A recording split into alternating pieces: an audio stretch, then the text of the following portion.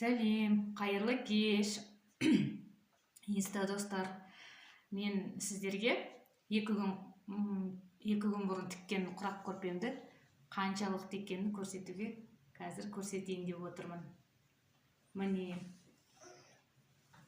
мұнда неше штук бар екенін тауып айтқан кісіге менің арнайы сыйлығым бар.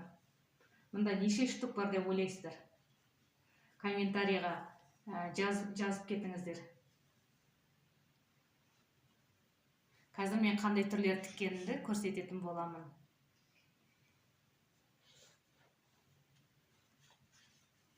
Дәл мындай түрін тіктім.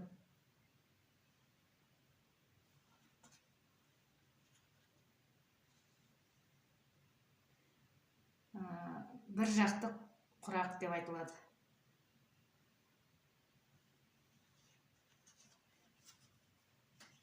Молочный жасыл свет қосылған. Қарама қарсы құрақ. Ал мынау құдық деп аталады.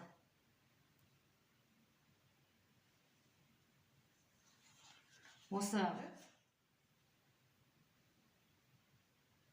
қанша екенін анық айтқан кісіге кісілер комментарийға жазайын.